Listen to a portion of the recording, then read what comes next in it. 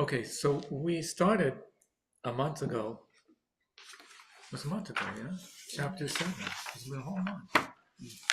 We started chapter 7. So, of course, everybody's been reviewing this studiously every day since then. So I don't have to review anything, but I might as well, just for my own sake, review what we're talking about over here. We're talking about Klippat Noga, shiny shells. There's Klippa and there's shiny Klippa. So somebody explain what's Klippa?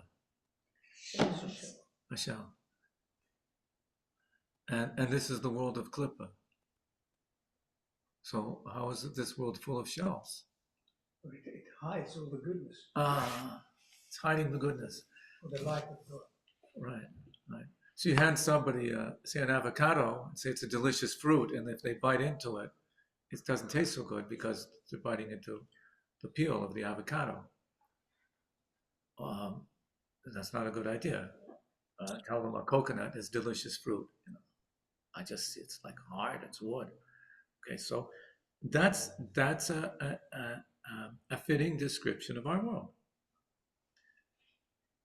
That there's really something very good inside, but accessing it is difficult because there's a shell around it. Everything has a shell around it. You ever talk to a person who's got a shell around them? You know, those type of people. You feel like you're talking to this person, you can't get it. Thank you. Know where to put it. No cookies for the little people on here. See, you didn't come. If you would come, you could get cookies. No cookies. No cookies for you people. Thank you.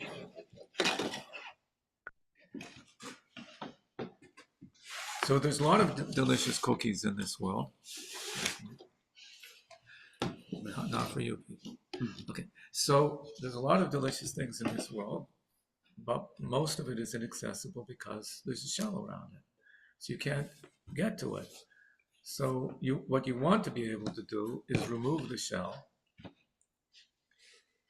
Sometimes the shell is edible, other times it's not, but you want to get around the shell and get to what's inside. So we found that most of this world is the shiny Klippa. Like you have, say, on a walnut, you have a green outer husk. Underneath that is this wooden hard shell. Beneath that, there's some other woody type of thin material there.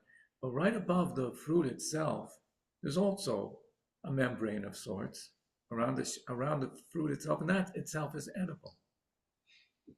That's like a metaphor for the shiny Klippa. So the shiny Klippa means that you can see the glow from the inside. It's glowing a little bit because what's inside is glowing through. It's somewhat translucent. So anything that's Klippas Noga, it's possible to pull it up into Kedusha because you're able to reveal the divine spark that's inside. So that divine spark is there. We said it's an exile. It's there. It's stuck in there.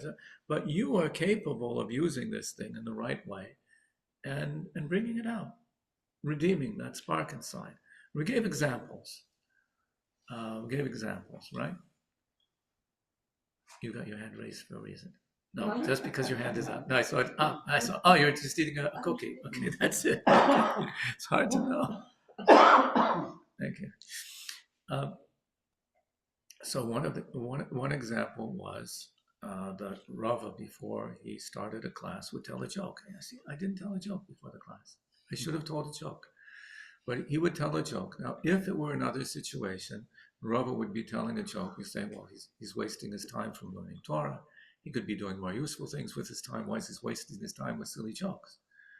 And so this joke would then remain Klippas Noga. It would remain in the world of Klippa. But he didn't do that. He told a joke before giving a class, and that way the class went better because everybody was in a good mood. They're laughing, they're happy. Obviously, Rava didn't have cookies to serve, so he would do that. But but if you don't have the, and we gave other examples of that sort, that the Robert's teacher of Nachman, he said he couldn't answer the question right because he didn't have fatty marbled beef that day.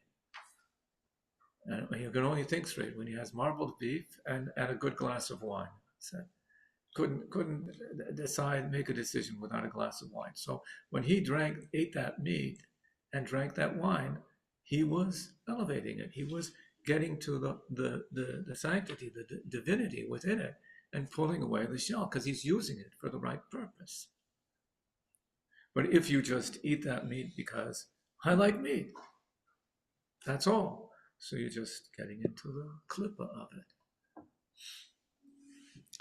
So that's the difference. So most of the things of this world, all the things that are mineral, water, air, that's all klippas noga. Most of the vegetable world, most of the plants and so on, whatever is kosher to eat, that's a klippas noga. Much of the animal world, probably not most, but much of it. I think the most numerous animal in the world is the chicken. There's more chickens than any other animal. So those are klippas noga. You could slaughter it kosher and eat it, and you have a chicken, say, at your Shabbos table, or because you're eating it so you can serve God. You have a body, it has to be fed, and to serve God. But you're having that intent. Your intent in eating it is going to elevate it, going to get straight to the divinity within it, the holiness of it, and throw away the shell because of the way that you're eating it. By the way, that's why the Arizal said, "Oh, Rav, you made it." Before I came, I was telling Naomi, I know one person will be there, will be Merav. And Tova, yeah. Okay, so the Arizal says, anytime you're going to eat, it's very helpful for many reasons. Anytime you're going to eat, sit down at a table before you eat. Set up the table, you got a plate, you got things. Then when you're sitting at the table, then have in mind, when you say the bracha, that I'm eating this to take the divine spark out of it. Use it for a good purpose. This is very helpful. Anybody who's on a diet and trying to lose weight, this is very, very helpful. Don't grab something from the fridge and mumble a bracha and put it in your mouth. No, you have to sit down. It has to be a formal affair, because in order to have the right intent in your mind, you have to be sitting down. You can't be on the run. And if you don't have that right intent in your mind, it still remains klippa. Is that in here? Is it what? What did you say? Is that in here? No, that's not in here. I'm quoting from the Rabbi Chaim Vital says in the Eitz Chaim that's what his Rebbe, the Arizal, taught him. You have to sit down, and he actually says at a table that has 4 legs. He says because the 4 legs correspond to the 4 letters of Hashem's name, but at least you should be sitting down. And then when you finish eating, you say a bracha when you're finished, and then you can get up. It says, what it does say in the Gemara, it says that somebody who walks through the marketplace eating, so he's eating like a dog. We don't do that. It's not a Jewish thing to do, walk through the streets while you're eating. People do it, but it's not. Okay, so this is still a review of what we had until now. And we had a diagram in there on page 155,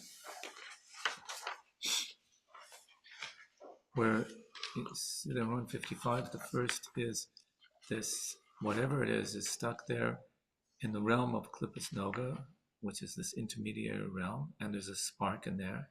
What you do, you get that spark to be brighter because you found the spark, you found a good use for this thing, good utility for something holy.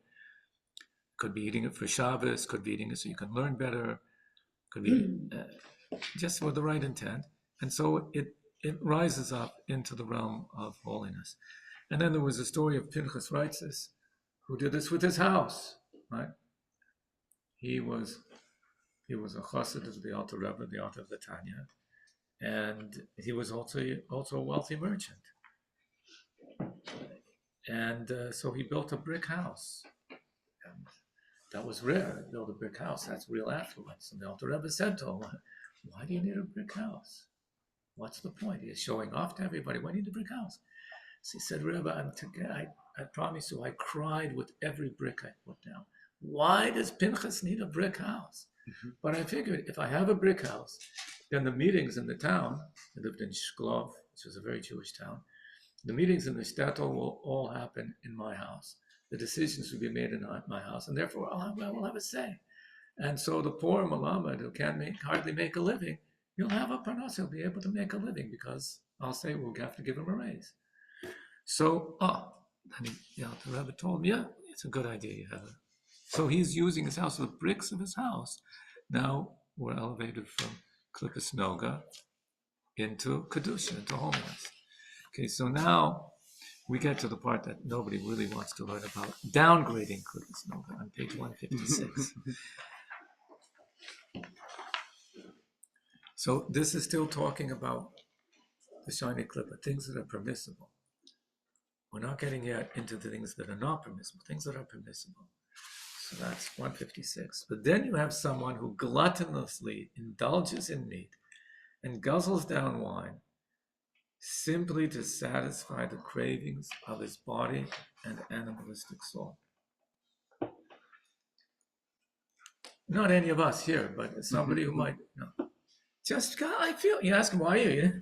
I enjoy that. What are you talking about? Okay. The bad side of his animalistic soul is manifesting here. Specifically, the bad element of water. Remember the first chapter we said that the animalistic soul has 4 elements, earth, water, air, fire, from which all of its emotions come from those. And from water comes desire, pleasure. Cravings emerge from this water. So consumed in such a way. Let's again say that. Remember, before we said, well, you're taking this fruit, you're taking off the peel, and you're taking out the spark within it. In this case, what has he done? He's taken the banana, peeled the banana, thrown away the banana, and is eating the peel. Because he's got this meat and this wine, which has a divine purpose. God created it with a divine purpose. Created it so that you could use it for holy things. Wine, is a very holy stuff. And he's saying, yeah, I decide I'm using it for myself. Well, that's the bad side of it, the selfish side of it. And while it may be good for everybody else, but that's not where a Jew is at. A Jew is holy. A Jew is supposed to be elevating this, not taking the bad and throwing out the good. So his bad, whereas when he used it the right way, his good connected to its good. Here, his bad is connecting to its bad. And if you look just over to the next page, the diagram over there shows you exactly what happens. In the first 2, there it is in Klippus Noga, and it's plunging down into the 3 Tamei Klippus at the bottom of the pail. Okay. So, consumed in such a way, the energy of the meat and wine he has ingested descends and merges temporarily into the utter badness of the 3 Tamei Klippus, right? The things that you cannot be elevated. You drew it down there. What are the things that cannot be elevated and don't have any good to them? There's no accessible good. We said everything has to have a divine spark. There's nothing accessible in them. You can't. There's no way. Like you can't eat a dog's meat for any good purpose. It's not going to help you. We'll get to that in the next chapter. But so he drew it down there into the realm of things that have no good to them. Yeah. You're talking about eating a dog's meat, or No, I'm talking about here. I'm talking about kosher meat, right? Okay. So the dog's meat is already there. The kosher meat, he just schlepped it down there. He gave it. He made it into something purposeless.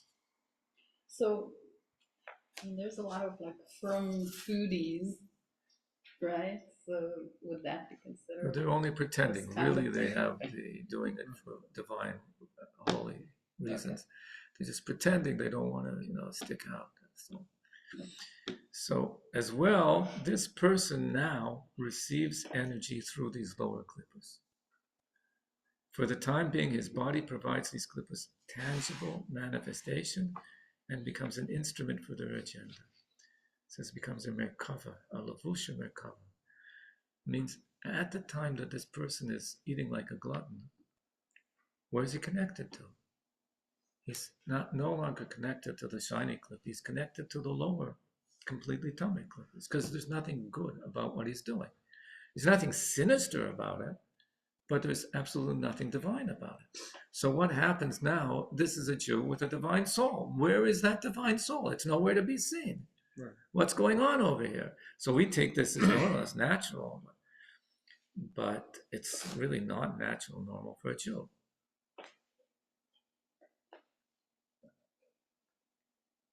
That's not where the Jew belongs. So as long as he's in that state, that's where he's at, and he remains there. But this downgrade, the next page, is only temporary, lasting only until he will return and recommit, and then get back to working in God's service and learning his Torah. And so he turns around and says, oh, you know what, I should get back to, I was learning a nice piece of Tanya and Rabbi Freeman's class. I'm going to get back to that now. Or it's time to daven mincha, or something like that. It's time to take care of my kids and review their Torah homework with them, whatever it is. And back to that. Oh, I shouldn't have been wasting my time eating just for the sake of eating. I shouldn't have been doing that. Okay, so now what happens? Then, since this meat and wine were permissible and kosher, their energies can bounce back and upgrade along with them as he returns to working God's service. That's what permissible means. Okay, it's klippas noga, means it's mobile. Means not just it's mobile now where you find it in its right place, right, in its original place, it's mobile, it can move up. It's so mobile, even if you bring it down, like in the diagram, you can still bring it back up again. So you slept this stuff down, or somebody, not you, somebody slept it down, but it's klippas noga, you can slap it back up. And that's what the word permissible means. The term used by sages is heter or mutter. Right? You say, am I allowed to do this? And the rabbi says, yeah, that's mutter. Mutter. I'm giving you a heter to do that. So we use this term, but it doesn't really mean in English. It doesn't translate as permissible. Heter means you're untying it. Mutar means it's untied. Lahatir means to untie something. So how are you untying something? How is something untied? So if you go to the rabbi and say, Rabbi, no, it's Chol Hamoed, the intermediary days of Sukkot, and I'm not supposed to go to work, but if I don't go to work, then I won't be able to pay my bills, and so I can't pay the mortgage, whatever it is. So the rabbi says, okay, I'm giving you a heter to go to work just as much you need in order to be paid. So if you didn't have a heter for it, the money you would make on Chol Hamoed would be tied down. But since when the rabbi says it's mutter, it means it's untied because there's a need, there's a reason that you're doing this. So that now becomes untied. Or let's say something, you find something, something valuable, and you have to know, well, just a minute, this is a valuable thing, it has an owner. Am I allowed to keep it? So you look in Shulchan Aruch, and the Shulchan Aruch says, well, if there are no recognizable signs that anybody could identify it, and it wasn't placed there, it just dropped there, and you're in a place where there's no way to find the original owner, and if you could, you wouldn't be able to identify it and say, that's definitely mine, then you're allowed to keep it. Oh, something that was otherwise osur, which means tied up, is now mutar, it's untied. If you would take it and it's osur, you would have a stolen object that doesn't belong to you. It couldn't be used for anything good. But now that it's mutter, it's untied. Oh, I can lift it up into kedusha. Okay, so that's the language. Heter and mutter. Okay, so I just want to point out how much it changes things. We're saying, usually when you say permissible and forbidden, what does that mean? That's forbidden. That's permissible. You mean you are not allowed to do that. See, when you say it's mutter and asur, it has a different meaning now. It's not you are not allowed to do that. That thing is tied down. It's not just about you. It's about that thing.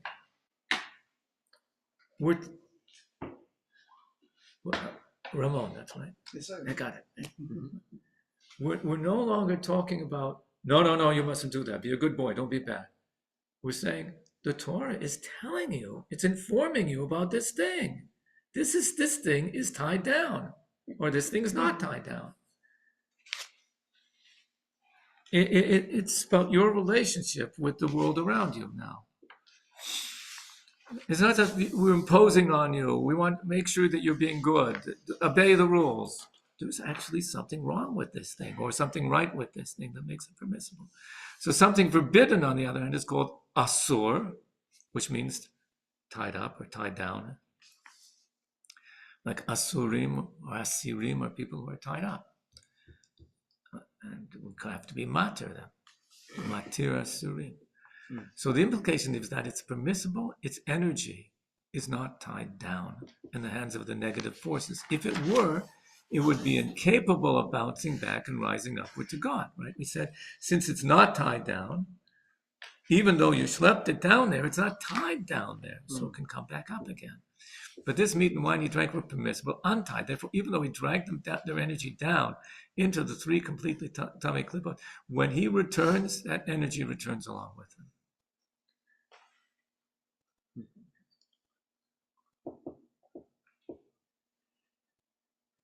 Yeah. Hey, Rabbi. Yeah. There's this concept I heard. It kind of ties this concept with. I really like to think that action is more important than intent. But I heard like you could eat scientific. I don't know how it works scientifically, but you could eat bad food. But if you're with good people and you have a good intention, like you could eat like a donut, but you're with people that are your family and you have a loving conversation, whatnot.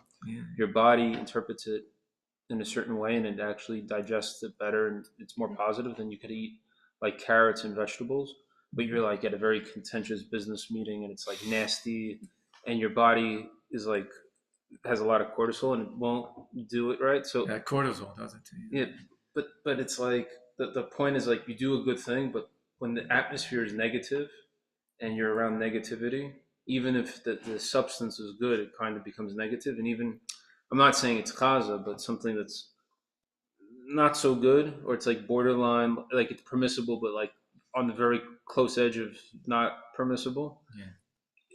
If it's with the right intent, it could be better than the thing that's super holy, like kind of being in temple, but like really out of it, versus being in a really dark place, but you did something with good intent. So that's why I was so fascinated with what the Arizal says. Well, sit down at a table, and when you're seated and you have everything in place, then eat. Not grab and eat while you're walking, because he's saying that your intent, I'm going to take the goodness out of this and leave the badness behind, that actually has an effect on how it feeds you, how it affects you. And you see that there are people who eat all the wrong foods and they look very healthy. Why? Because they're happy people. This must have an effect. But what you're saying in a way is like being mindful of what you're doing, as opposed to just going through the motion. Yeah, that I'm not saying that. In effect, I am saying that. Okay. Eat mindfully. Eat with the right intent, with a good intent, and you can only do that when you're sitting down and you're prepared. Now I'm going to eat for the right reasons. I can't eat food unless I got somebody to talk to or I've got something good to read. I just can't sit there eating like I'm just eating and that's it. There's got to be something else involved. I usually read New Scientist. Maybe I should be reading holy books, but I can't focus enough. But yeah, the intent actually changes your health, how you're eating it. They say Rabbi Nochem of Chernobyl, he was, I think, the oldest student of the Maggid of Mizrich. He was very heavy, but he hardly ate. How did he get heavy? He asked, how did he get heavy? He says he has so much geschmack in saying, Amen, Yehei Shmei Rabbah. He said it was such a geschmack. He enjoyed it so much that made him fat.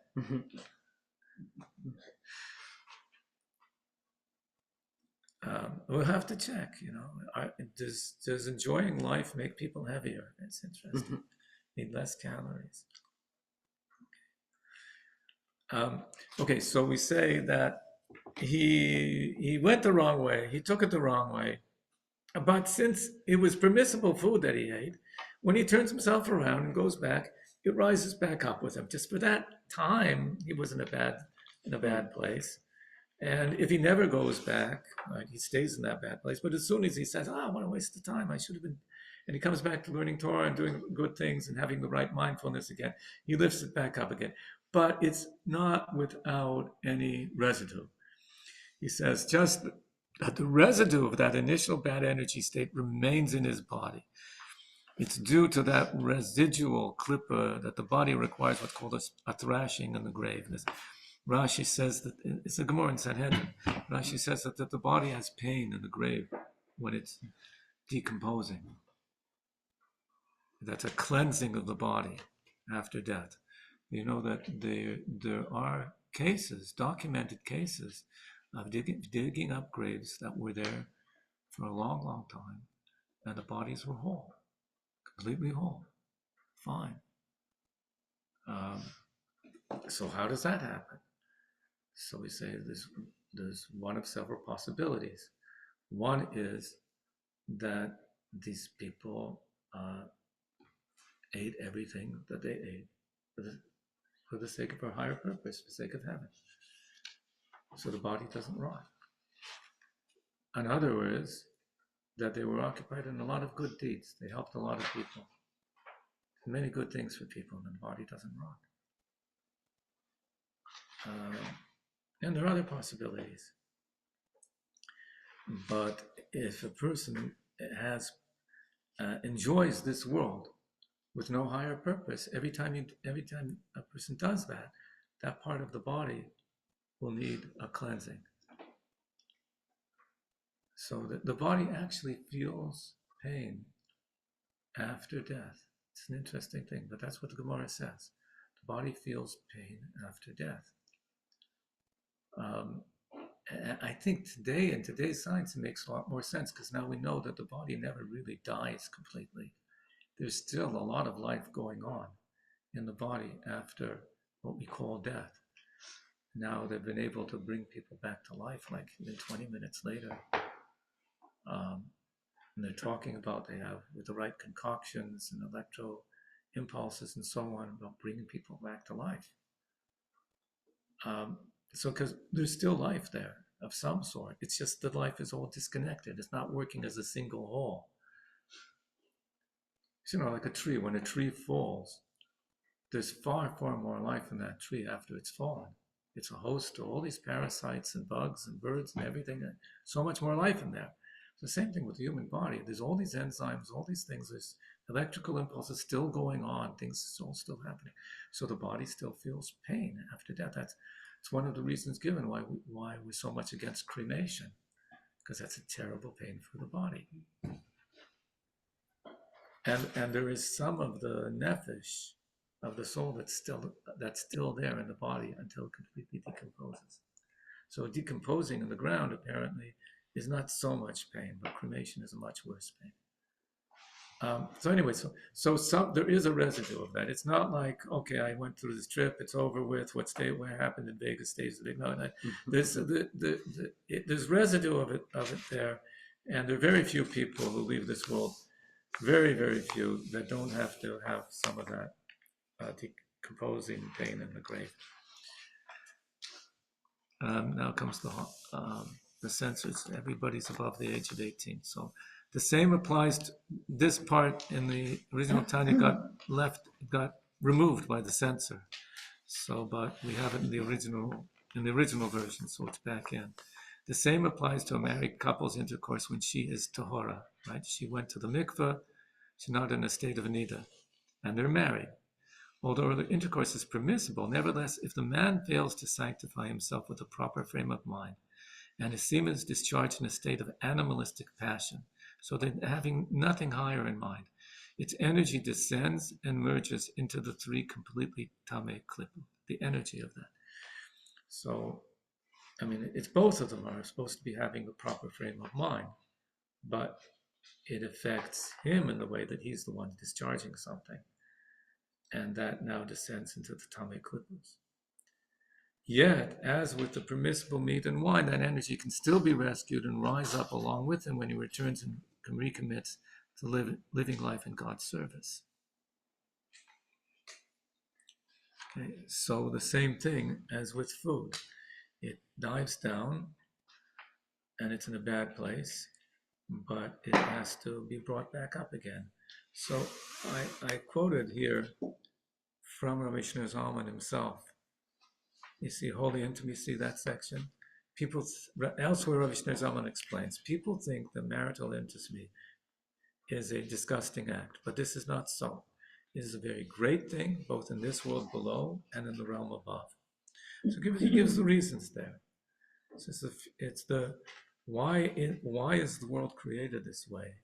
That almost everything is male and female. Almost all. I guess in all the species of animals, there's male and female. There's only a few species on the planet that are able to reproduce without male and female. But why did God create it that way? It makes so much more work. Like all that pollen that's in the air through spring and summer in Atlanta. That's because these two plants have to find each other, and they cover a whole porch with orange stuff trying to get there. And all these animals, all this energy going through all this. So they used to say, well, there's more biodiversity that way, but there's animals that produce through parthenogenesis without that, and there's still diversity there. Why is it that way? So whatever explanation the biologists will come up with, the explanation in Kabbalah is because the world reflects the divine world, and there's the masculine and feminine of God. The masculine of God is how he transcends this world, and the feminine of God is the Shekhinah, how God is found within this world. And the two, the whole history of the world is the two attempting to reconnect. And so that's reflected in every aspect of this world, that you have male and female attempting to reconnect. So when they are reconnecting, that union is something very divine. That's why they need to have that in mind. When you have that in mind, then it's a divine union. But if it's just, I want to satisfy myself, then it's not a divine union. It's something selfish. So it's actually a mitzvah. It's a mitzvah of pruruvu, being fruitful malpa. It's the first mitzvah of the Torah.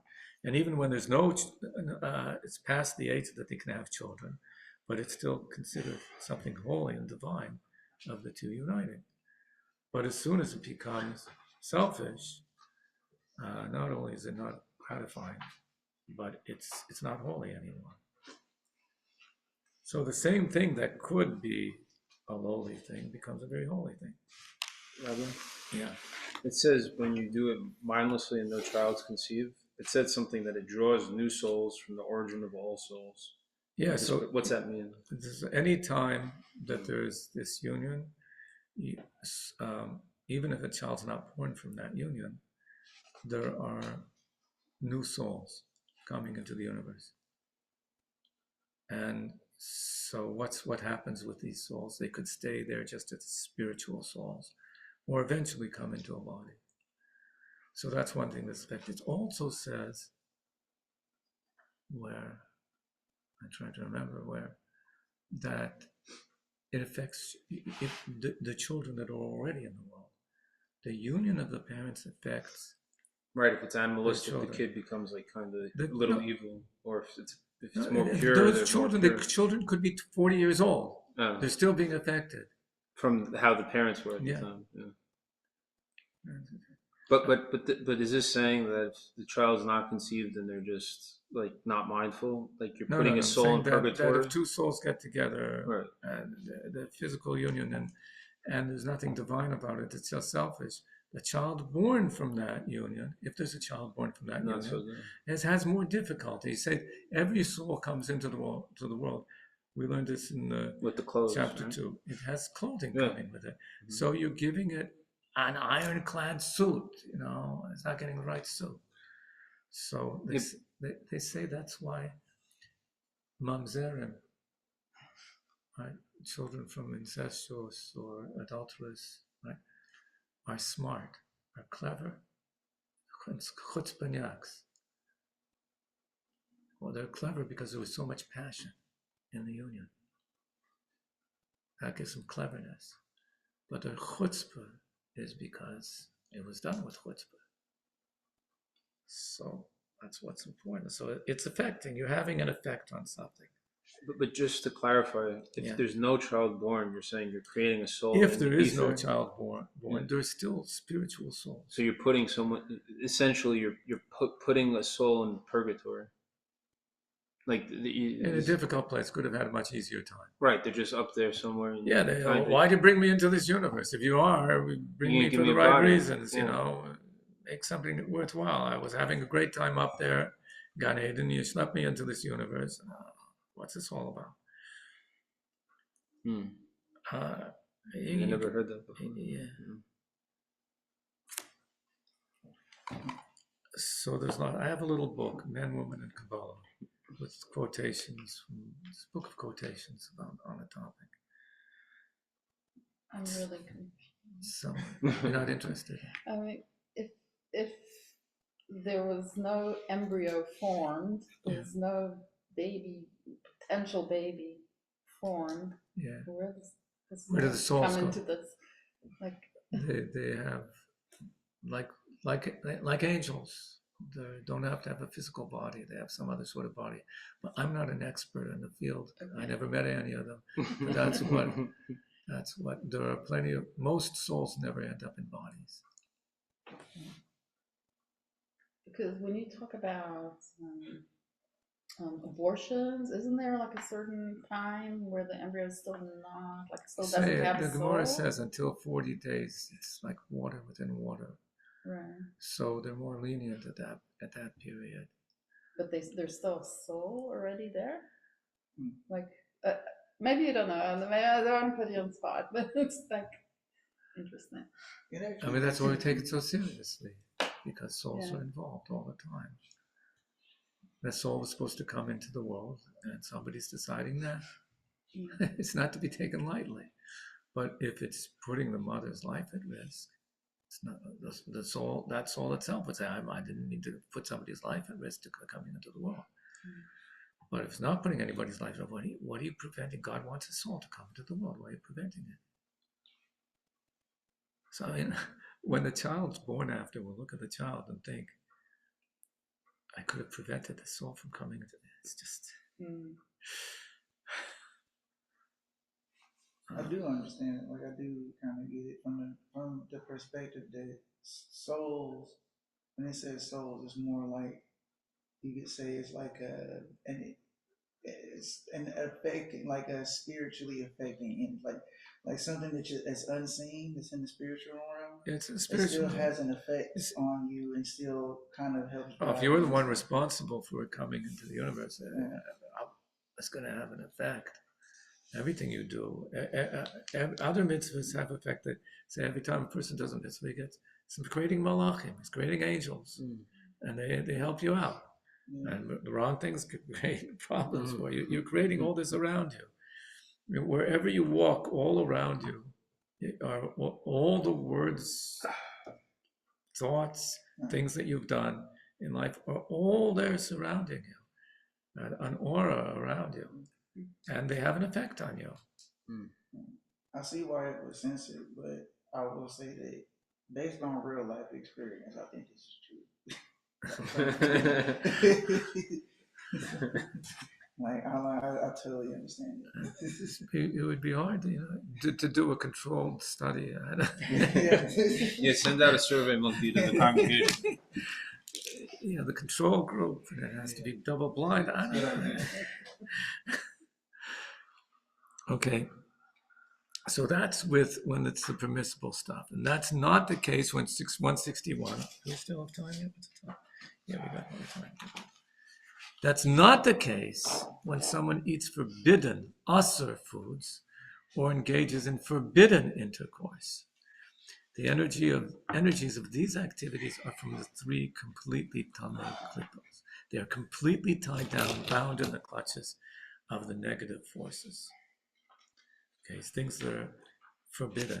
And now it goes into the forbidden realm.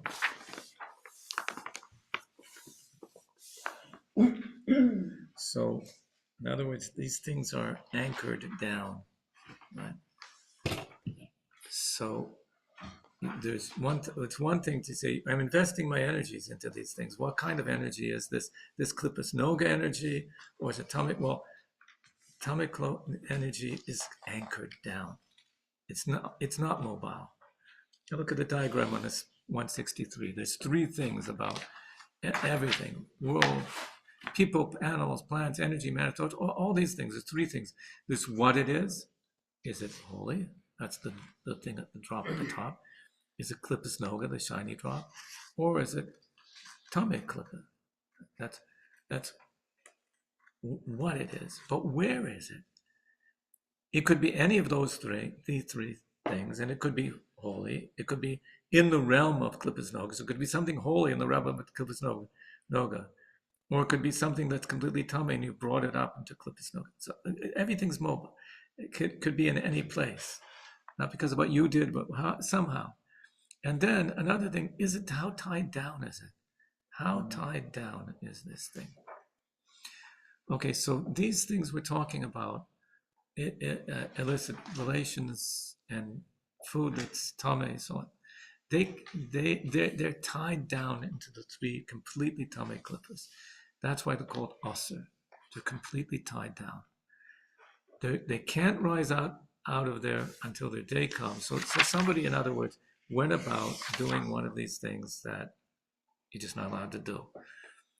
Committed adultery, God forbid, or ate food not allowed to eat, or said things that shouldn't be said, some lashon hara, God forbid, or whatever it was. So now there's something here now that's tied down and can't be untied until the Messianic era.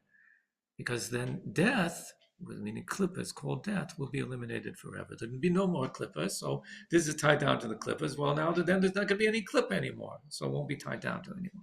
As written about that time, God will remove the spirit of tumah from the earth. Or, okay, so that doesn't look good, because that means wait until that time. And until that time, this energy of yours is tied down. And it's a lot of energy that got put in there, and it's tied down. And that's affecting you very, very deeply. You're tied down along with your energies. Right? I think that's the crucial point that we're getting in this chapter, that everything in life is an investment. And once you've made this investment, it's not so easy to divest yourself of it. That's what we mean when we say that your actions and your words and your thoughts are clothing, meaning they're not just things you do, they're investments you're making. And because each time you're doing these things, you're saying that you're emotionally invested in it. Anything you became emotionally invested into in life, you never really pull yourself out of. Just like there's no memory that's ever completely gone from your mind. No, they put electrodes and stimulate memories. People remember things that they thought were completely forgotten. There's nothing ever forgotten. So there's no emotional investment in life. If you were ever attached to another person, or to some food, or some activity, that attachment remains with you in some way for the rest of your life. You can never get rid of it. Just like some sort of trauma that happens to you. You never really get rid of that trauma. You learn how to deal with it. You may learn how to rechannel it. But you never get rid of it. There's nothing of the past disappears. Everything of your past remains with you. What's the name of the book? The body keeps the score. The soul keeps the score too, because they are investments. Each time you're investing in this, investing in that, and there's no mechanism for divesting, only for investing. So the mechanism for divesting is called tshuva, but it doesn't work by completely divesting. He's going to explain how tshuva works. It says, or this energy of yours could return from these cliffs when you return to God with a powerful tshuva, so powerful that your deliberate sins become your virtues. This is a statement of Rabbi Shimon Bar Lakish. You know the story of he's also called Reish Lakish. He's a dominant figure in the Talmud, but especially in Talmud Yerushalmi. So Reish Lakish, at one point, he was a great rabbi, right? Reish Lakish, at one point in his life, was a highway robber. Not just a highway robber, but the head of them. He was the big gangster. Head honcho of the gangsters. It also says somewhere that at one point he was a gladiator. Yeah. I can't remember where in the Talmud it says he was a gladiator. So, and he's a big, strong guy. So there was Rabbi Yochanan,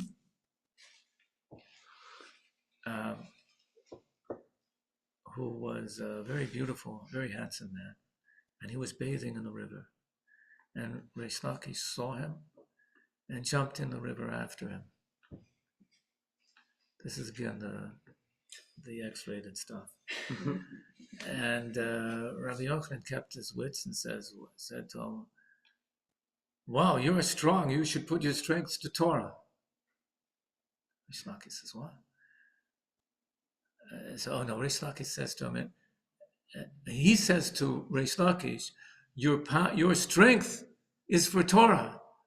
And Reish Lakish says to him, and your beauty is for woman. Mm-hmm. So he says to Reish Lakish, I have a sister far more beautiful than me. And if you put your strength to Torah, I'll arrange for you to marry her. He keeps calm to it. Anyways, Reish Lakish agrees. And he became a student of Rabbi Yochanan. He learned from him. And then he started arguing with him. And he became his peer. And the whole Talmud Yerushalmi is filled with these arguments between Reish Lakish and Rabbi Yochanan. Until the point that when Reish Lakish died, Rabbi Yochanan was so despondent. He couldn't teach, he couldn't learn. He was walking around and muttering to himself. So they've sent Rabbi Yehuda, I think, go and learn with him. So Rabbi Yochanan sits down with him and starts explaining something to him, and Rabbi Yochanan says, "Oh, that's a good point because it says here and it says like that." Rabbi Yochanan says, tells him something else. Rabbi Yehuda says, "Oh, yes, that's just like it says over here." What's wrong? Says when Reish Lakish was here, everything I said, he found 40 ways to prove me wrong.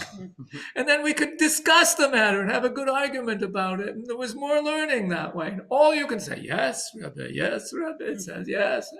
I need your support. So in other words, Reish Lakish used that same chutzpah, fire, what do you call it? That impetuousness that made him a crook and a gangster, a highway robber. He used that for Torah. He's with the same vigor. He learned Torah and argued with Rabbi Yochanan, which Rabbi Yochanan really liked. He turned it around into that. And so Rabbi Shlakish is the one who says that when a person does tshuva out of love, he returns to God out of love, his zedonos, his zedonos are sins that a person did deliberately, become merits to him, virtues. If it's not out of love, then they become like his deliberate sins became like there were inadvertent sins, but they're still sins. But he does it out of love, and he turns it around, and they become virtues. So the fact that he robbed, still raped, murdered, all those things, now became virtues for him. How do they become virtues? What does he mean? So here he gives an explanation of how these things become virtues. He says, first of all, what kind of tshuva is that? Tshuva out of love from the depths of your heart, a great love and yearning from a soul that longs to bond with God. Your soul thirsts for God like a parched, desolate land thirsts for rain. It's actually a quotation from the Tehillim. Tzama nafshi l'Hashem, me'eretz siva ayef. For she was lost until now in a desert as dark as death. The desert of Sitra Achra. What's that dark? The King David describes it as a Eretz Siva Tzolmavas, dark as death. That's the shadow of death. The desert of Sitra Achra, at the ultimate distance from the light of God's intimate presence. And due to that, your soul thirsts more fiercely than a tzaddik's soul could ever thirst. You see, why does he have such great thirst? Because he was in such a bad place. And he realizes now how far in distance he was, and that gives him a greater thirst. And every time he remembers those past deeds, it gives him an even greater thirst. If he hadn't had those past deeds, he wouldn't be having that thirst. He wouldn't be so meshugana about his mitzvahs. But because he was in such a desperate place, every time he remembers that, it fires up. But you don't want to put yourself in that place just to do it later, You don't right? know you're going to get back. No, you don't know you're going to make it. Like you don't go to Sodom and Gomorrah and say, like, I'm going to hang out. So There are people who tried that. Yeah, it doesn't work. Like no people from the Chabad go to like Las Vegas for a couple of days and then come back. Thinking, to the but they temple? don't come back. No, okay. It's a funny thing, in the 19th century, Yeah. the Europeans knew that in America there's money, so we'll send somebody there to collect for the yeshiva. These people never came back. That's the I kept on sending, they never came back. I'm working on it. That's funny. Okay, so this guy, he was there, right? Yeah. So if he doesn't do tshuva, he just sort of slides back into being from again. So it was a wasted past. But if now, because of his past, he's on fire, what's burning? What's the fire? He's burning sins, and sins make good fuel.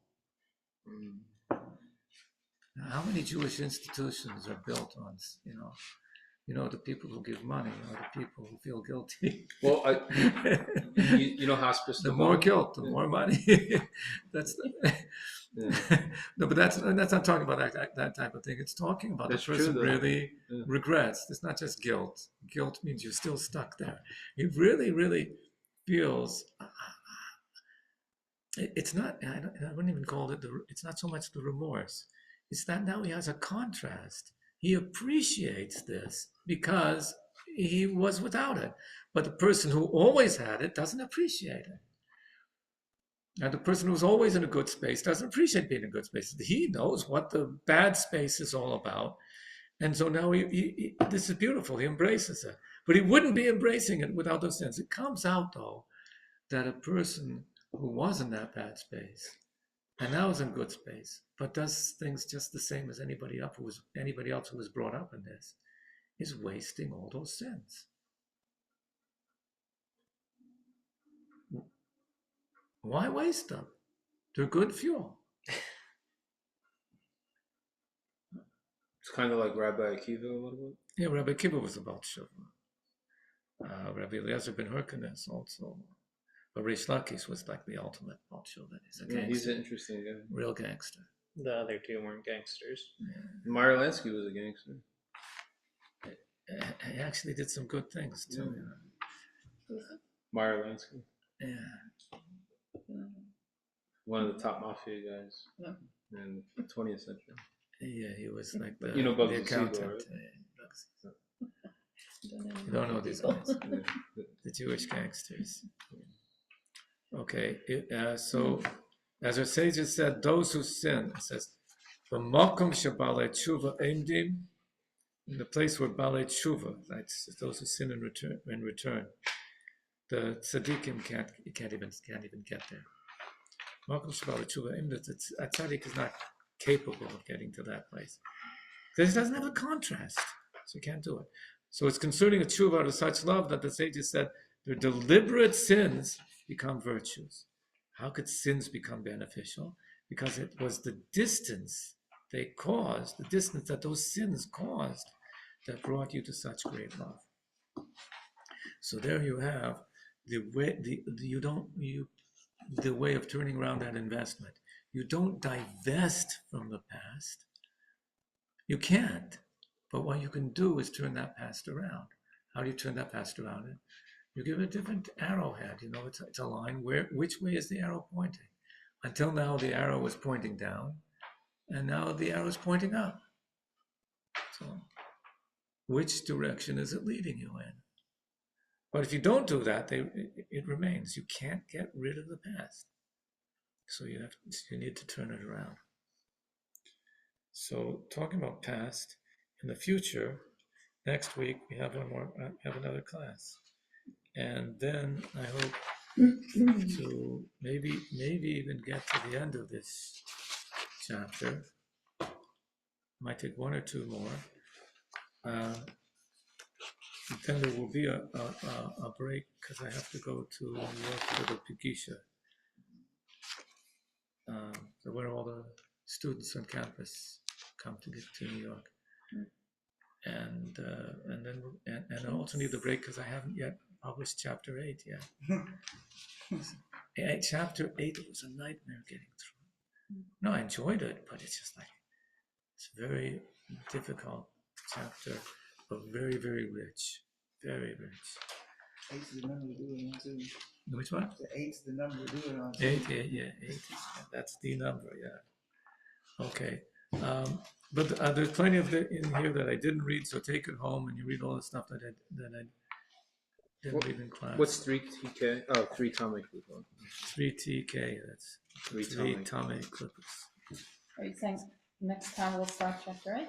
No, next time we'll continue with chapter 7. We might finish it.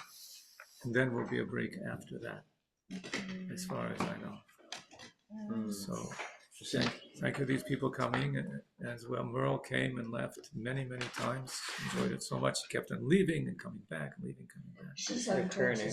She's doing. Okay, she's doing tshuva. That's tshuva. Keeps on returning and returning again and again. Okay. Thank you, everybody. See you next week. That's fair. You in touch with her?